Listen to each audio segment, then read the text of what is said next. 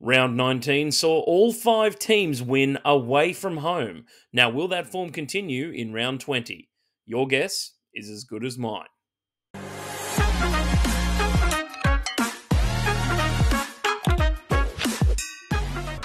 What's going on, guys? Burgz here from the Casual Athlete, and we're here to hit you again with another tipping and predictions video. We're getting close now to the pointy end of the season. Round 20 is up on the clock. So let's take a look at how we did in round 19, guys. As you can see, again, phenomenal week from me. 5 out of 5. How good is that to look at? Oh, I love seeing a good green section there. The only thing we missed out, guys, was that Warriors game. I didn't back them enough. That's the only problem there. Had them winning 1-12. They blew out the Eels at Combank Stadium. Admittedly, the Eels didn't really have a lot of troops out on the park, but still great effort from the Warriors away from home, and that is what we love to see. Again, as well, I will reiterate, 5 teams winning away from home this week. Don't know if that's happened in quite a long time. That Dolphins game, I was getting very scared towards the end there on Sunday. Should not have gone to Golden Point there. They really should have wrapped that game up. But all in all, a very successful week for me. Back into the top 60 in the league as far as NRL tipping competition goes. And now we're just waiting on that Origin game on Wednesday night. And with that being said, guys, let's head into the Origin game for this week. Game 3, the Blues have made 7 changes for this game, and they are at home at a core stadium. And I tell you what, I don't know if they're going to get a great crowd to this one, as it is a dead rubber. Congratulations to Queensland on winning the series in the first 2 games.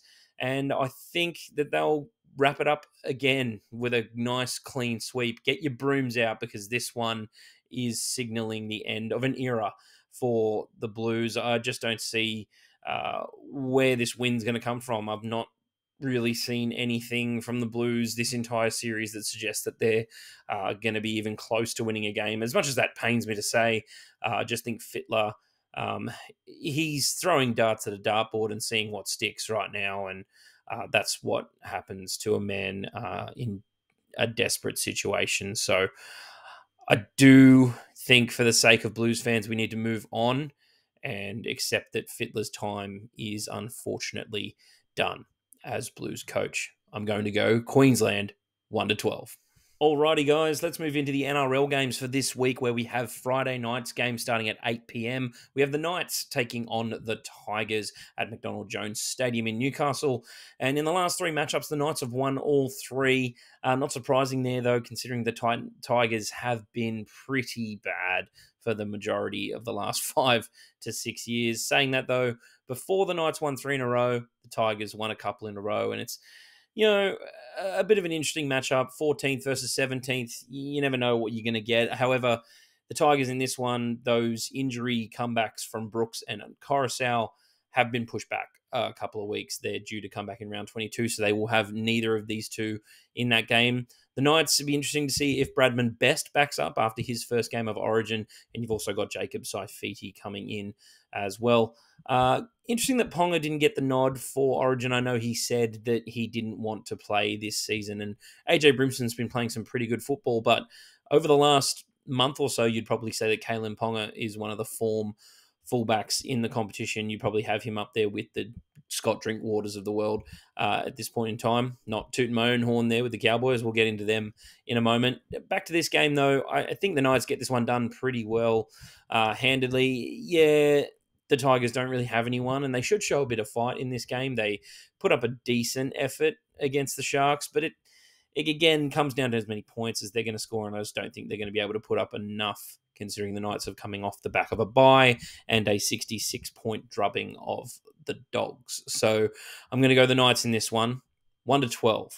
Okay, next up, we have the Dogs taking on the Broncos out of Belmore for the first game on Saturday. Between these two teams, the Broncos have won the last 8 out of 10 in this matchup. The last win for the Dogs coming in 2019. They will be boosted, though, the Dogs, with the return of Viliami Kikau. I assume he'll come back into the side. He's looking pretty good to return from that pec injury.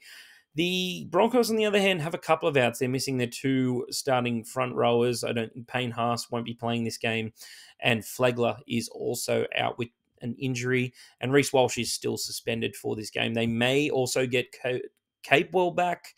I expect him to come back instead of Brendan Piakura. In this one, it's pretty much a formality, though, right? The Dogs, yes, they got a good win against the Rabbitohs, much needed win for them. Gets them, away from that bottom of the ladder where they don't want to be, and I think Cameron Ciraldo doesn't need that either with his first year at the club.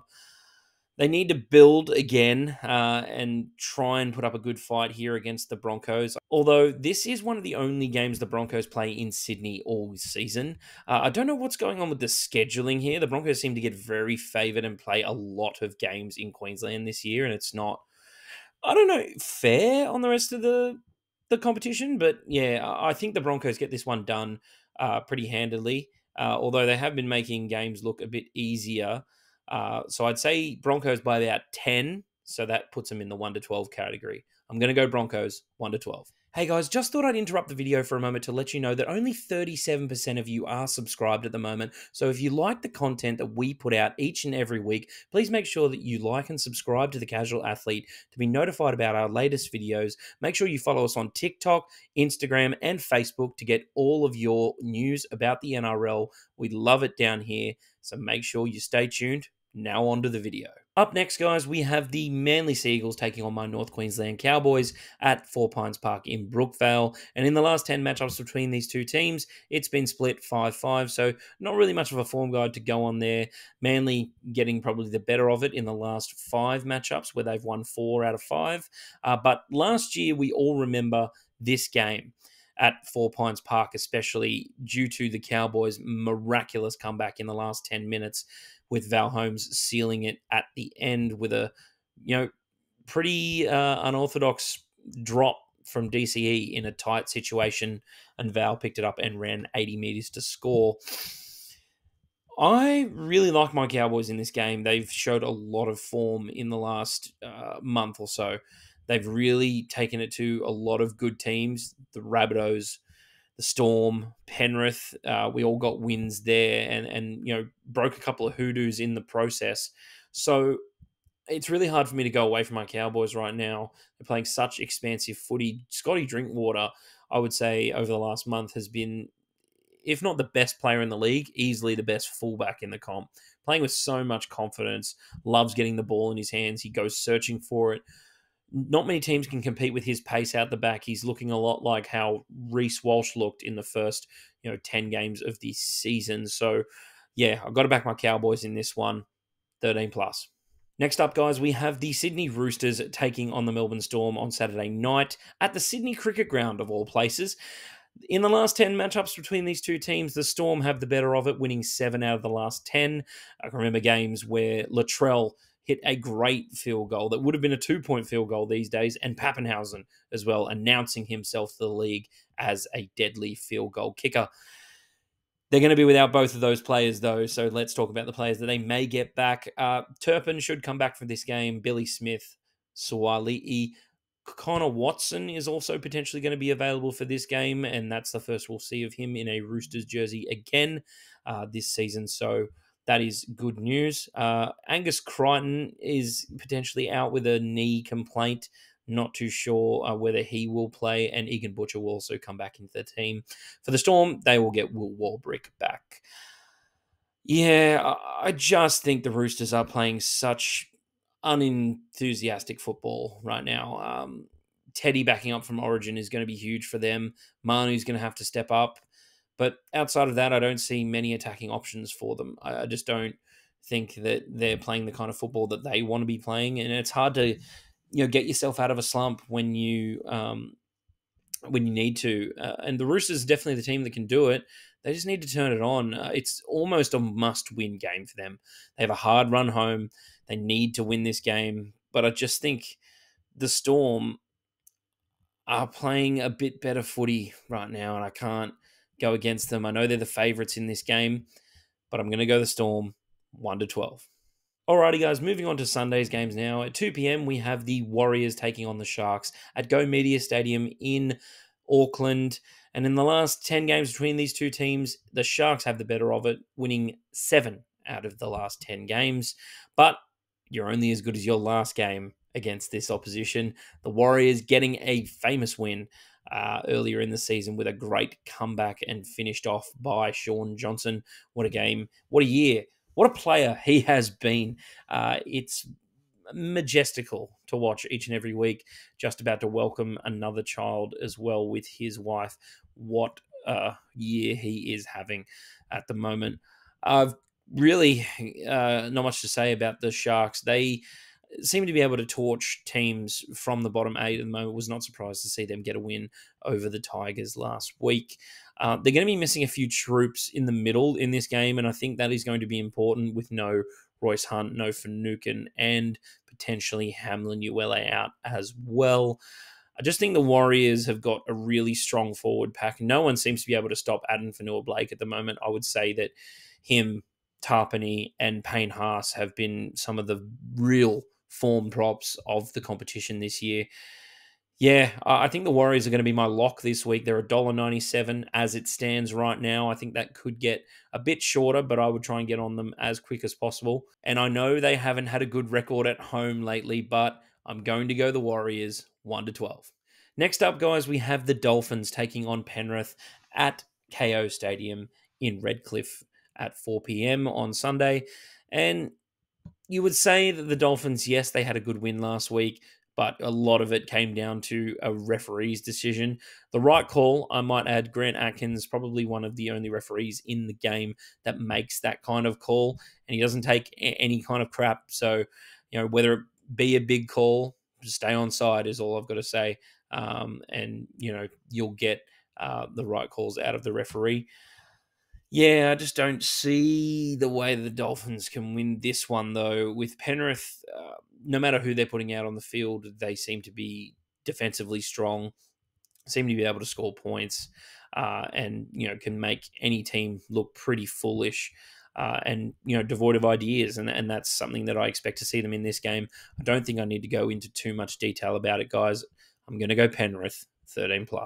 Okie dokie, guys. Last game up for this week, we have the Eels taking on the Titans at CommBank Stadium at 6 p.m. on the Sunday. Again, love my 6 p.m. game on a Sunday. It's just so great.